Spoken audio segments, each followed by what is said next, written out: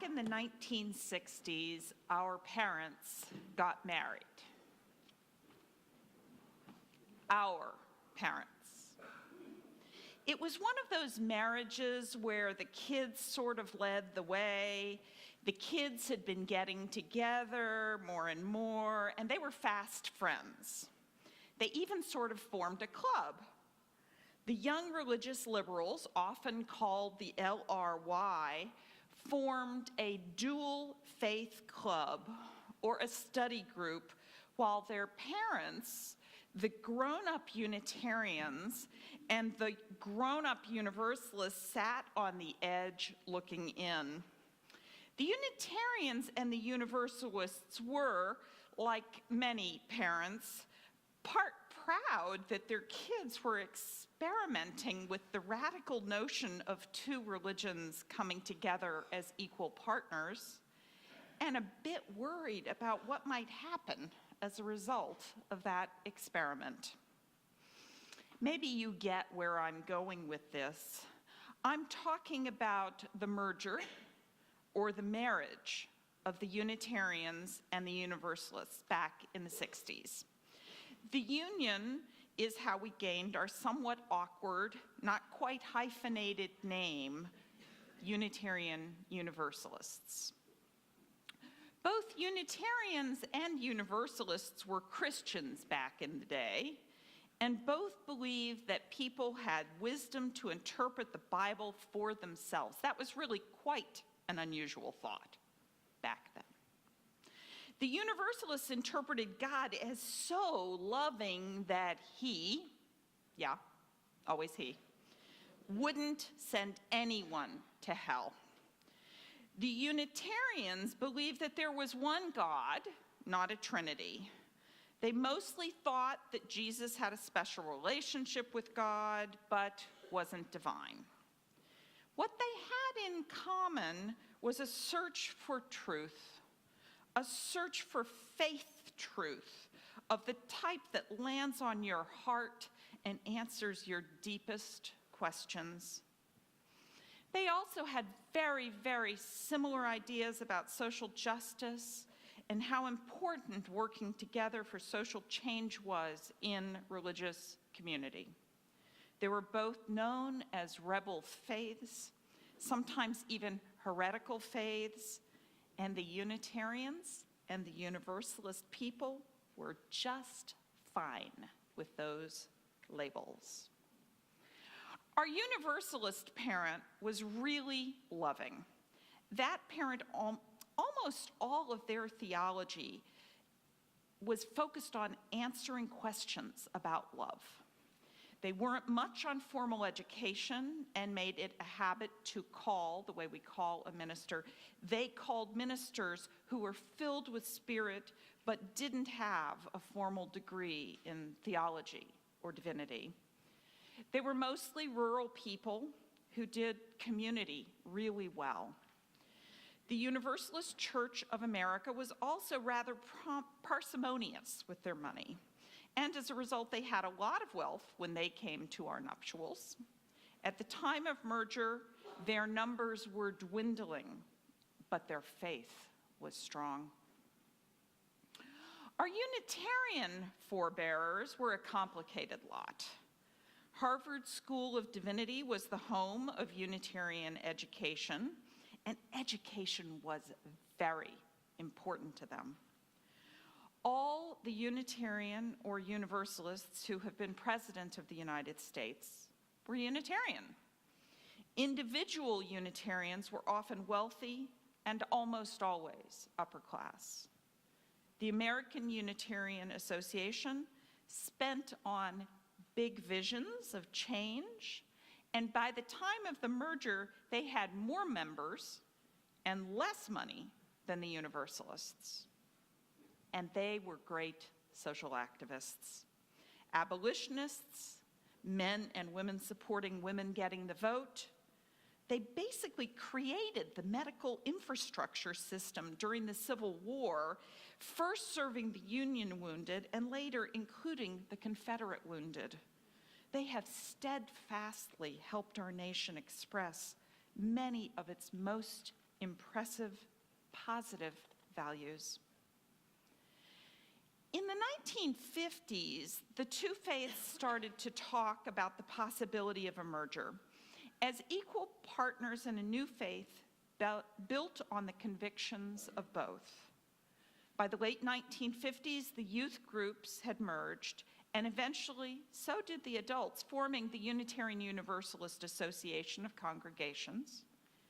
Each congregation changed its name, or didn't, on its own schedule.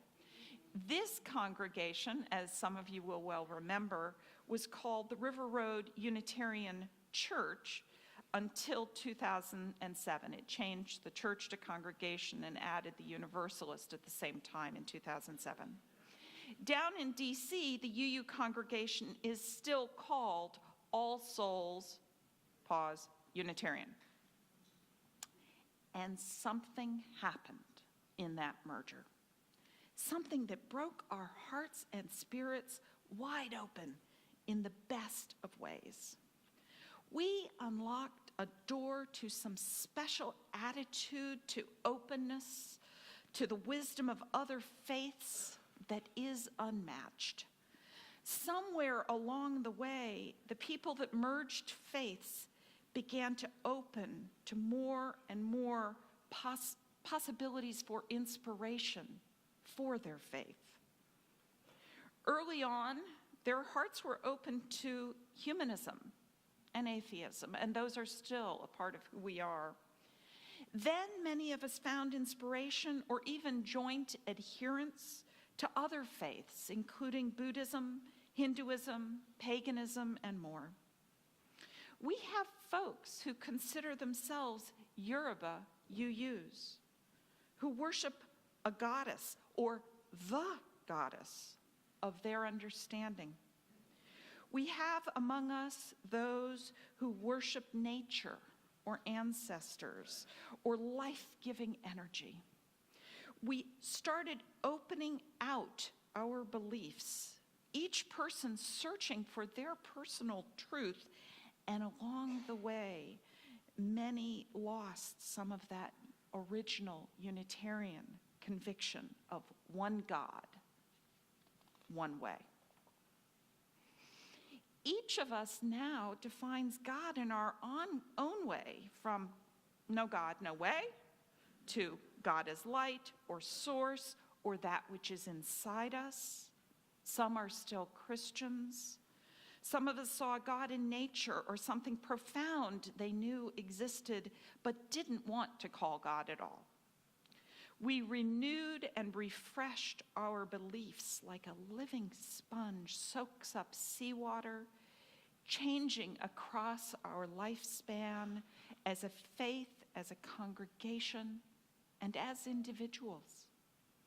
As Betty Bobo Soden, a longtime UU, wrote back in 1980, "We are here today because we want our religious journey to include more than one Holy Land, more than one vision, more than one scripture. We sing praises in many styles and many languages," she says. "We make a joyful noise unto whomever nourishes and sustains all life." Yes, more than one Holy Land, more than one scripture, more than one source of music, more than one theological belief, more than one belief in our ongoing search for the truth and faith and hope. Our arms are wide open, welcoming all of these sources.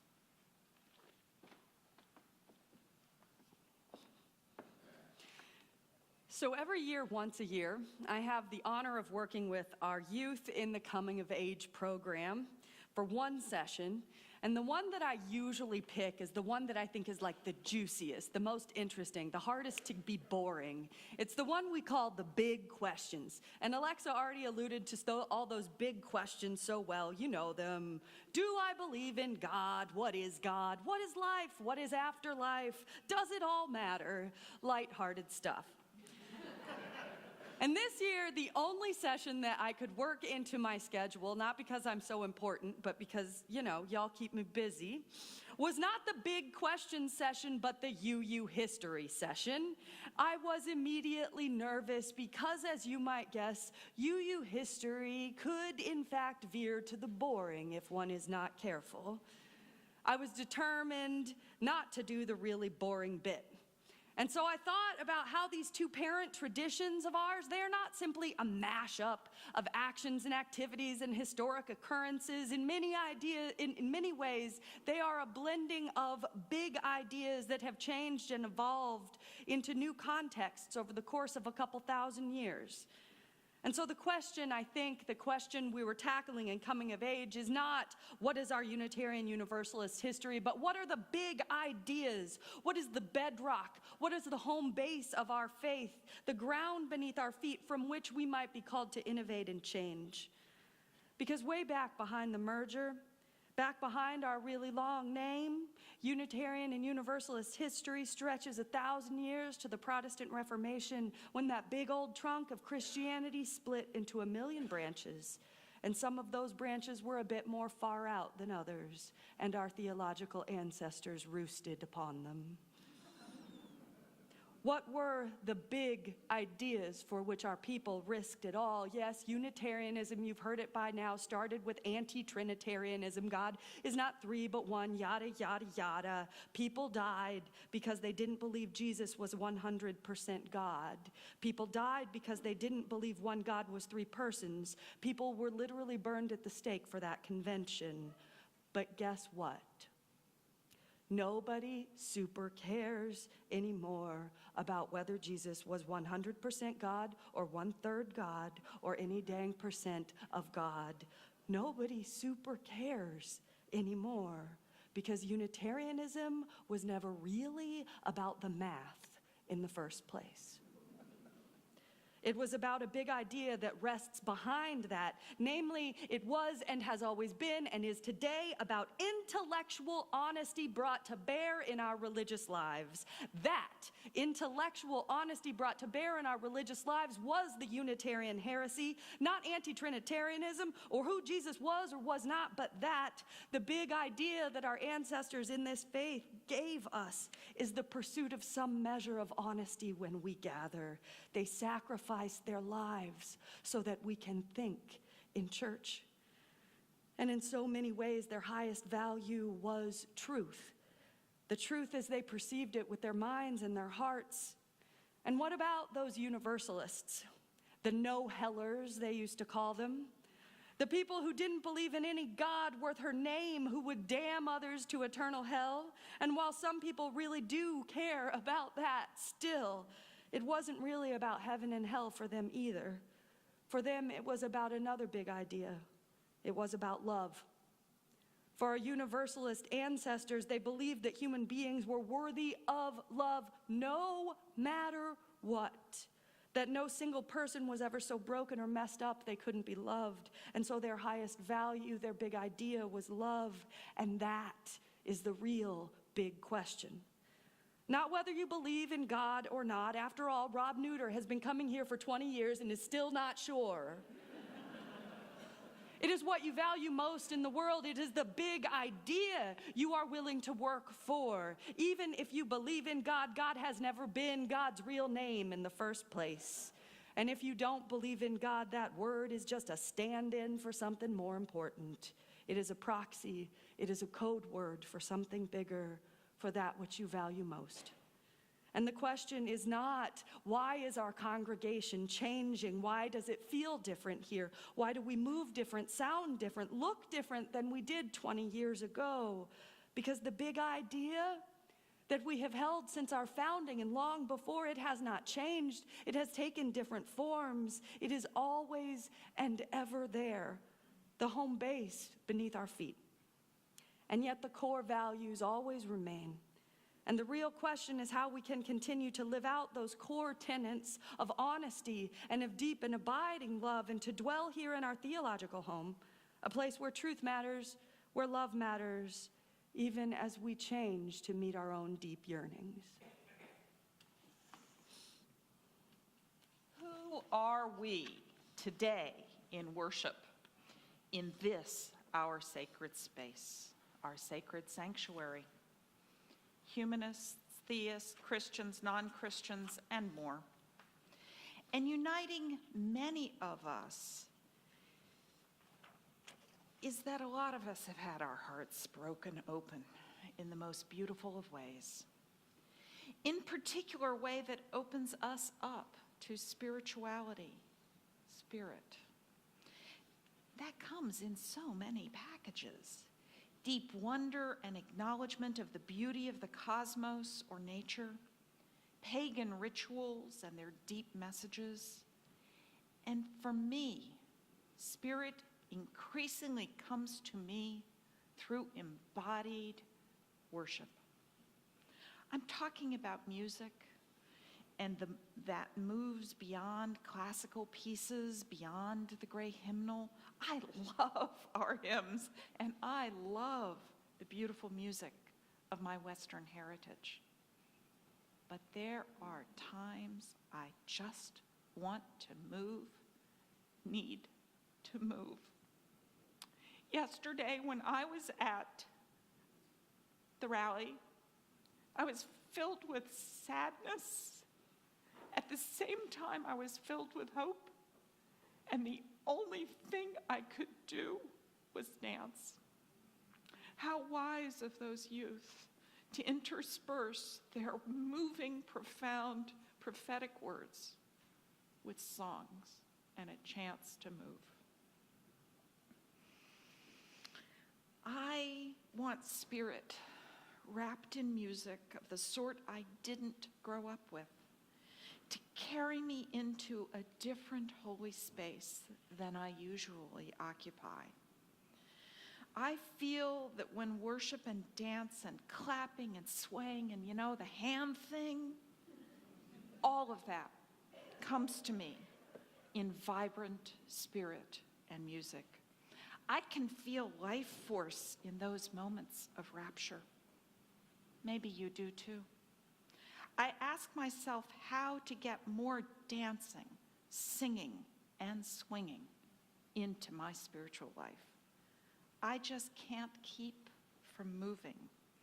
My heart tells me so, my breath and every cell in me tells me so. My God, what do we do when the Unitarians start dancing? We're all nervous about leaving home, about stepping out into a new way of being. Nobody wants to stride out into the unfamiliar, and change is and has always been deep spiritual work. These days, I keep speaking to my young colleagues just coming out of seminary like a wise old grandma, telling them the future is yours, that even I was trained in the Unitarian Universalism of a former age, that whatever it is that we are becoming, we must become it together. Because people don't do church on Sunday morning the way they used to even 15 years ago. Even 15 years ago, it was enough to show up and be kind to each other and say something honest from the pulpit and have cookies, always have cookies. And the people more often than not organized themselves for justice, and it was enough. Now, we come thirsty for meaning like sponges, or we do not come at all. Because the world beckons with all of its beauty and its brokenness. Now the calls for justice ask us to take the people who have been at the center, the ones who have always been the movers and the shakers and the teachers, and ask ourselves to become allies and learners all over again, sometimes at the feet of young people who will teach us if we are ready to listen. And I don't even know exactly what this faith will evolve into in the next generation. Sometimes I am scared. And then I remember that the big ideas behind our tradition have not changed in over 1,000 years, even as the tradition itself has altered radically. I remember that we are at home here in a house we did not build for ourselves, sheltered beneath the branches of a tree we did not plant. Our forebears died for big ideas, that we can be intellectually and emotionally honest with each other, that we don't have to check our minds at the door to come with our spirits hungry, and that each and every one of us is worthy of love. They gave us this theological house to live in, and we grow and change and meet this new day, ready to become the many-voiced, many-storied tradition of many generations that we are called to be together. May it be so, and amen.